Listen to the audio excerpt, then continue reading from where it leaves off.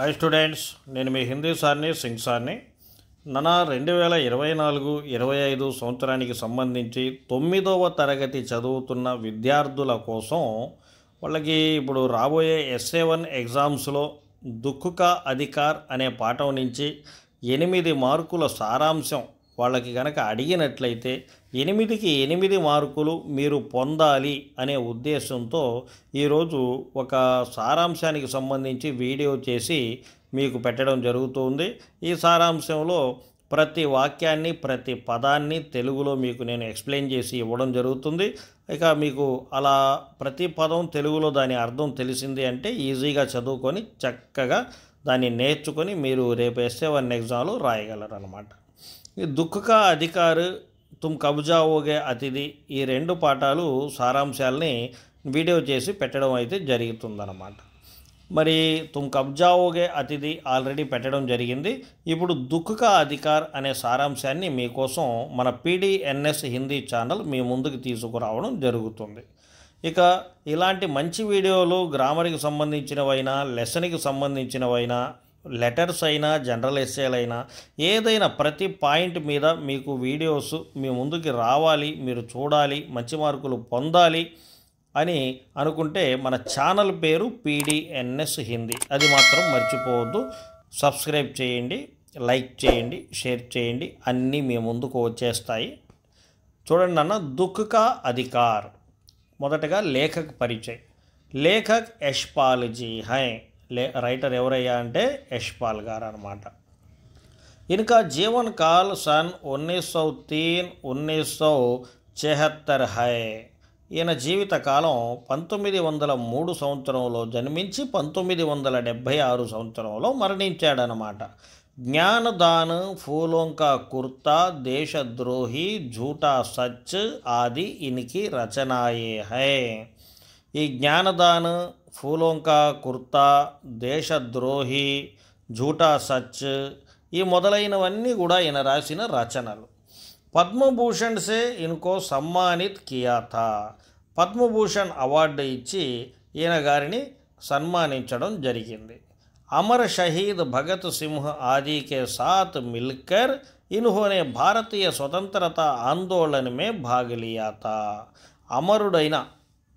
అమరుడైన మంచి వీరుడు భగత్ సింహం, దేశభక్తుడైన ఆ భగత్ సింహం మొదలైన వారితో కలిసి మన యశ్పాల్జీ గారు ఈ భారతదేశానికి స్వాతంత్రం తెప్పించే ఉద్యమాలలో పార్టిసిపేట్ చేయడం జరిగిందన్నమాట. ఇది కవి పరిచయం, నాయన లేఖక పరిచయం. ఇంకా సారాంశంలోకి వెళ్తాము. ఈ సారాంశాన్ని మీకు నేను 13 పాయింట్లుగా ఈ సారాంశాన్ని ఇవ్వడం జరిగింది. ఈ సారాంశాన్ని పాయింట్స్ రూపంలో కూడా రాయవచ్చు, లేదా ఎవ్రీ 3-4 పాయింట్స్ని ఒక పారాగ్రాఫ్గా చేసి ఆ పారాగ్రాఫ్స్ ఒక 3 or 4 పారాగ్రాఫ్స్ అయినా మనం రాయొచ్చు అనమాట.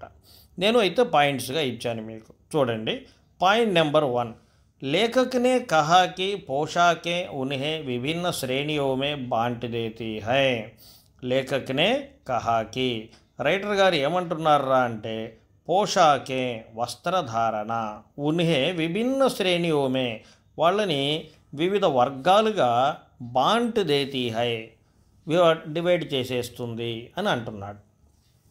రెండవ పాయింట్లో पोशाक ही समाज में मनुष्यता का अधिकार और दर्जा निश्चित करती है. పోషాక్ హి ఈ వస్త్రధారణే సమాజ్ మే సొసైటీలో మనుష్య కా అధికార్ మనిషి యొక్క హక్కుని, ఔర్ మరియు దర్జా అతని హోదాని నిశ్చిత్ కర్తీ హై నిర్ణయిస్తుంది. మూడవ పాయింట్, జబ్ హమ్ నిమ్న శ్రేణియోं की दुख बांटना चाहते हैं तब पोशाक ही बंधन और अड़चन बन जाती है.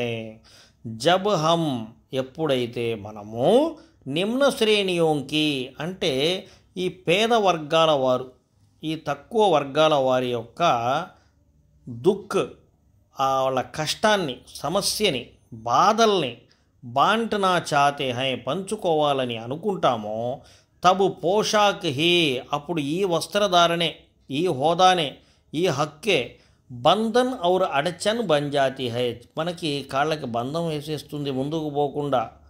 అడ్చన్ ఆటంకాన్ని కలిగిస్తుంది అని 3వ పాయింట్లో చెప్పడం జరిగింది.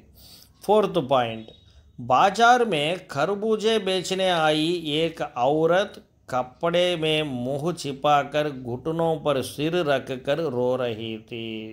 బాజార్ మే బజారులో ఖర్బూజే అంటే పండ్లు అన్నమాట, కిరిణీ పండ్లు, బేచనే ఆయి అమ్మడానికి వచ్చిన ఏక్ ఔరత్ ఒక ఆడమనిషి, కపడేమే ముహు చిపాకర్ గుడ్డతో తమ ముఖాన్ని కప్పుకొని, గుటును పర్ సిరి రఖకర్ మోకాళ్ళ మధ్యలో తల పెట్టుకొని రో రహీతి ఏడుస్తూ ఉంది. 5వ పాయింట్, पड़ोस के लोग उसे घृणा की नज़र से देखते हैं और बुरा भला कहते हैं. पड़ोस के लोग అంటే పడోస్ కే లోగ్ అంటే చుట్టుపక్కల ఉన్న జనాలు ఉసే ఘృణాకి నజర్ సే దేఖ్తే హై ఆమెను అసహ్య భావంతో అలాంటి చూపులతో ఆమెని చూస్తూ ఉన్నారు. ఔర్ బురా భలా కాతే హై ఇక అందరూ కూడా ఆమెని ఏది పడితే అది నోటికి వచ్చినట్టు మాట్లాడుతూ ఉన్నారన్నమాట. 6వ పాయింట్, पड़ोस की दुकानों से पूछने पर पता चलता है कि उसका 23 बरस का लड़का था. पड़ोस की दुकानों से చుట్టుపక్కల ఉన్న అంగళ్ళ వారితో పూచనే పర్ అడిగినప్పుడు పతా చల్తా హైకి తెలుస్తుంది. ఏమని అంటే ఉస్కా 23 బరస్ కా లడకా థా ఆమెకి 23 సంవత్సరాల కుర్రవాడు కొడుకు ఉండేవాడు. 7వ పాయింట్, वह परसों सुबह सांप के डसने से मर गया था.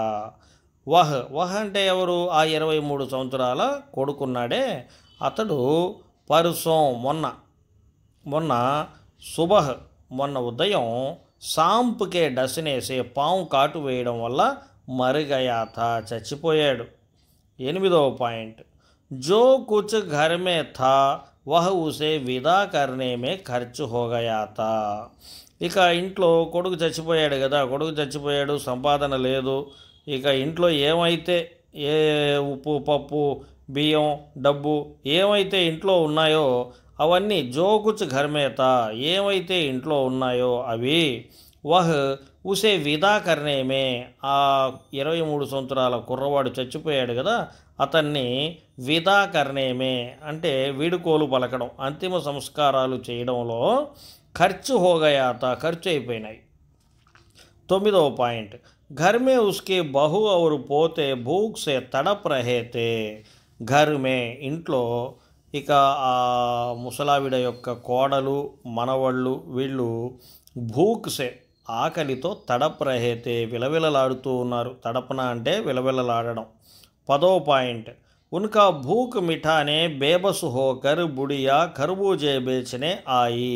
ఉన్కా భూక్ మిఠానే వాళ్ళ ఆకలిని తీర్చడం కోసం బేబస్ హోకర్ అంటే ఇక్కడ ఏ దిక్కు లేక బుడియా ఆ ముసలావిడ ఖర్బూజే బేచనే ఆయి కిరినీ పండ్లు అమ్మడానికి ఇక రోడ్డు మీదకు వచ్చిందనమాట. 11వ పాయింట్, लेखक को बुढ़िया के दुख को देखकर अपने पड़ोस की संभ्रांत महिला की याद आई. लेखक को మన రైటర్ గారికి బుడియాకే దుఃఖకో దేఖకర్ ఆ ముసలావిడ యొక్క దుఃఖాన్ని చూసి అప్పనే పడోస్కి తమ ఇంటి పక్కన ఉన్న సంభ్రాంత మహిళకి, సంభ్రాంత మహిళ అంటే రిచ్ లేడీ అన్నమాట, డబ్బున్న ఆడమనిషి ఒక ఆమె యాదాయి గుర్తుకొచ్చింది. ఎందుకు ఆమె గుర్తుకొచ్చింది అంటే అది 12వ పాయింట్లో చెప్పున్నారు చూడండి. క్యూంకి గత వర్ష ఉస్కే బేటే కా భీ దేహాంత్ హువా ఎందుకంటే ఆ రిచ్ లేడీ అని చెప్పామే ఆమె గత వర్షం పోయిన సంవత్సరం ఉస్కే బేటే కాబీ ఆమె కొడుకు కూడా దేహాంత్ హువా చనిపోయాడు. అందువల్ల అప్పుడు ఆమె కొడుకు చచ్చిపోయాడు కదా ఆమె గుర్తుకొచ్చింది పోయిన సంవత్సరంది. 13వ పాయింట్, దుఃఖ్ వ్యక్త్ కర్నే గము మనానే కే లియే భీ సహూలియత్ చాహియే. మనకి ఏదైనా బాధ వస్తే దుఃఖం వస్తే దాన్ని వ్యక్తం చేయడానికి దుఃఖ్ వ్యక్త్ కర్నే మన దుఃఖాన్ని వ్యక్తం చేయాలన్నా గము మనానేకే లియేబి గము మనానా అంటే మన బాధని మనం బాధపడేదానికి మన దుఃఖాన్ని మనం దుఃఖించడానికి బాధని బాధపడడానికి కూడా సహూలియత్ చాహియే దానికి కూడా మనకి ఒక అర్హత అనేది ఒక ఇది అనేది ఉండాలి. దుఃఖీ హోనే కా భీ ఏక్ అధికార్ హోతా హై. ఎందుకంటే మనం బాధపడడానికి కూడా మనకి హక్కు లేని పరిస్థితి ఈ రోజుల్లో అయిపోయింది. అలా కాకుండా మన బాధ మనం పడడానికి మనకి ఒక హక్కు అనేది ఉండాలి అని చెప్పి, ఎవరు మనం బాధపడుతుంటే మనల్ని నిందించకూడదు అని చెప్పి ఇక్కడ ఈ పాయింట్లో చెప్పడం జరిగింది. అసలు ఏంటి ఈ పాఠం ద్వారా మనం నేర్చుకునేది? నీతి శిక్ష. హర్ ఏక్ వ్యక్తికి అపని మజబూరీ కష్ట దుఃఖ హోతే హై. హర్ ఏక్ వ్యక్తికి, ప్రతి ఒక్క వ్యక్తికి కూడా అపని మజబూరీ, తమ కారణాలు తమకుంటాయి. మజబూరి తమ బాధ్యతలు తమ ఇవి ఉంటాయన్నమాట. కష్టాలు ఉంటాయి, దుఃఖాలు ఉంటాయి. నిందా కర్నా బురా బలా కహనా గలత్ ఔర్ పాప్ హై. అలాంటి కష్టాల్లో ఉన్న వాళ్ళని చూసి మనం నిందించడం కానీ, వాళ్ళ గురించి చెడుగా మాట్లాడడం కానీ చాలా తప్పు. ఔర్ పాప్ హై, చాలా పాపం అని చెప్పి ఈ పాఠం ద్వారా మనకు తెలుస్తూ ఉంది. ఇది నాన్న దుఃఖ అధికార్ పాఠం. రేపు SA1 ఎగ్జామ్స్లో సారాంశం కనుక అడిగినట్లయితే మనం ఈ సారాంశాన్ని చక్కగా నేర్చుకొని, స్పెల్లింగ్స్ అన్నీ ప్రాక్టీస్ చేసుకొని, చక్కగా ప్రజెంటేషన్ చేసి మనం కనుక రాసినట్లయితే మనకి 8కి 8 మార్కులు రేపు రాయబోయే SA1 ఎగ్జామ్స్లో మనకి దొరుకుతాయన్నమాట. మరి ఇలాంటి మంచి మంచి వీడియోస్ మళ్ళీ మీ ముందుకు వస్తూనే ఉంటాయి. PDNS హిందీ ఛానల్ గుర్తుపెట్టుకోండి. నేను మీ హిందీ సార్ని, సింగ్ సార్ని.